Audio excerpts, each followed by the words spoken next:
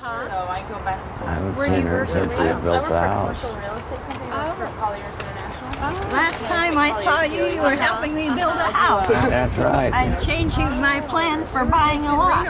Remember, I was going to buy down by on Magnolia someplace. Oh, really? And you recommended this like a better place.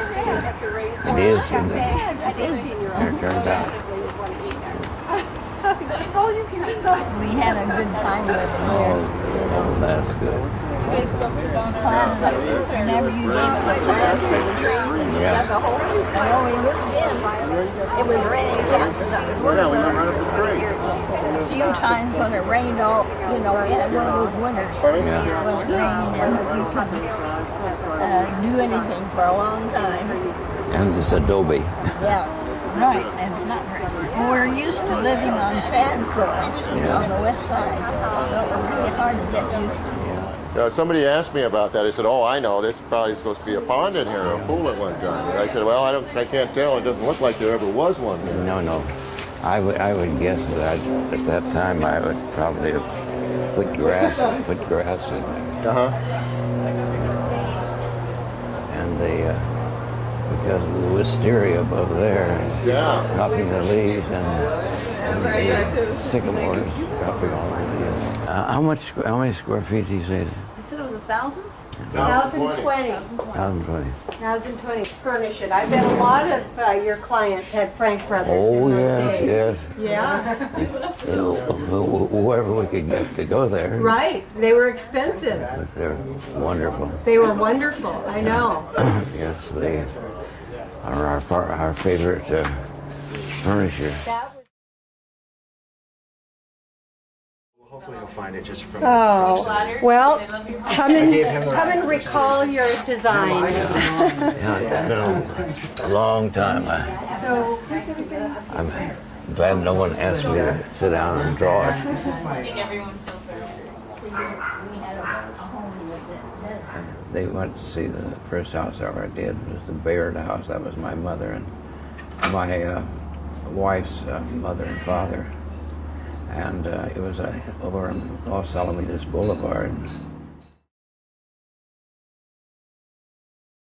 I remember hearing you talk about that. That was the first house, and they saw pictures of that house, and they liked it. And so this was a takeoff on it, but it was a larger house. Theirs was 800 square feet, I think. Anyway, but it was. It won a National Honor Award. It was a tiny little house. Which one? The Baird? Baird. The Baird. No, this one, I never entered this one because it wasn't landscaped and it was not finished and furnished and so forth and so on. Had known me before. I had. That's the kind of a house I wanted. Okay.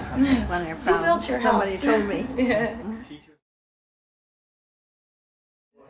Yeah, it was painted a bright yellow and white.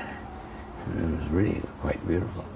See, there was a controversy in making it that the city or somebody didn't think I had it, that it was strong enough, and that wall there convinced them because they thought it was not built secure enough. Right, because of all the glass. But that wall convinced them that was okay. A sheer wall. And I think it was designed as a sheer wall, but anyway, but they could be very difficult. How does this house stand up looking 50 years back to when you first conceptualized it? I think it looks wonderful. Just the way, mainly because of the way they've maintained it. I wanted this house after I saw the other house. This is what I wanted, and it took a little while getting the money ahead. And I had looked at some lots and some down on Magnolia, but Dr. Killingsworth thought this was a better lot than down there, and so we bought this one up here and then started the house, you know. Did it function through the years as your life changed from being a younger person to becoming older? Did it serve the purpose of Yes, as well as it did throughout each? Just perfect. If I could handle my body more, I'd live here. I can't walk around and do things like I used to, because I would be up there knocking the leaves out. A house like this, well, the Optal house is a good example of it. We had a devilish time getting that built because nobody would loan money on it because it had a flat roof and it was so revolutionary. And so, a matter of fact, and Dick Optal said, well, I'll talk to my bank. And so he talked to his bank and they said, drop dead. So anyway, and so consequently, I said, let me talk to my bank. And so our bank was our office bank too, so he owed us some favors. So I said, well, we need financing on this house, and it's a very strange house. It's mostly glass and so forth and so on. And this fellow's name was Nelson McCook. A very nice guy. He was a president of the bank. And he said, well, I'll have to take it to my board and see if I can possibly get them to agree to loan money on it. And I said, well, it's only $19,000.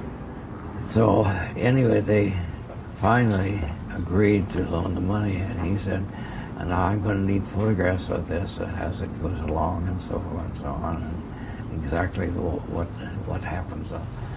So I supplied him with photographs and so forth and so on, and of course, then when it was published, and when it was published all over Europe and so forth and so on. It was a sensation. So finally I had a call from Nelson McCook, and he says, you don't need to bring any more magazines down or send any more newspaper articles. We're convinced. It's wonderful.